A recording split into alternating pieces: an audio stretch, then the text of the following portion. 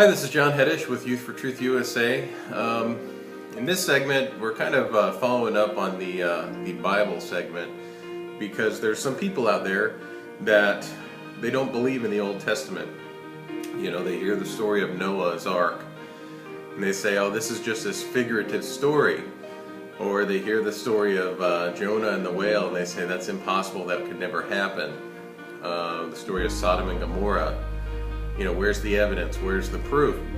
So anyways, this segment is to cover that and to hopefully reaffirm your faith in the Old Testament, that it means what it says. Starting with Noah's Ark, if you go onto the webpage to a page called Is the Bible True? You'll find it across the top.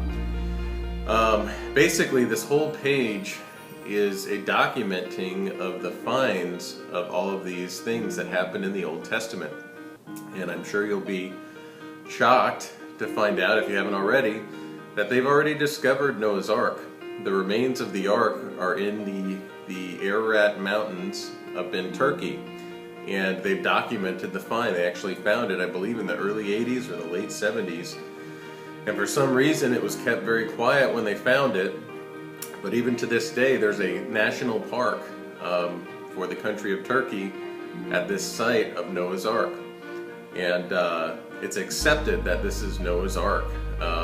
But anyways, if you go on the website and you scroll down, you'll come to a video. And the video, it comes from a man named Ron Wyatt, who had done a lot of archaeological digs over in the Middle East over the years. And he had discovered a lot of these sites and documented the finds.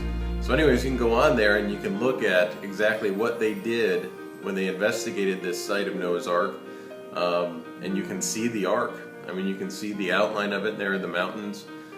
You can see the anchor stones that, you know, were holding on to the bow of the Ark.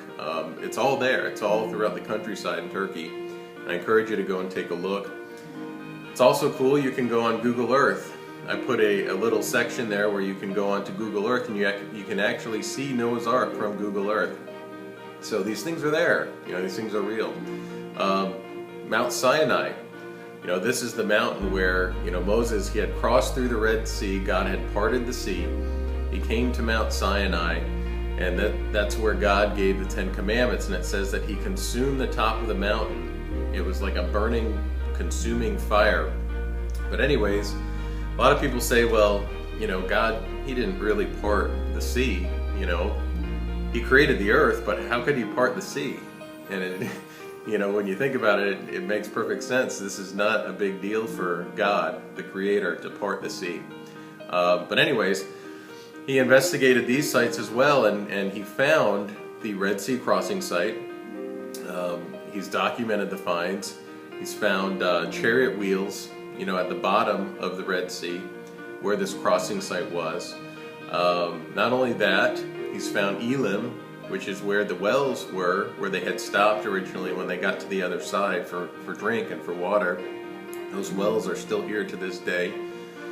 The split rock that Moses split and water came gushing out for the people, that's been found.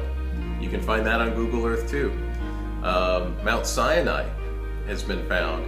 When you look at it on Google Earth, the entire top of the mountain is blackened. It's like melted black. And this is where the presence of God was at one time.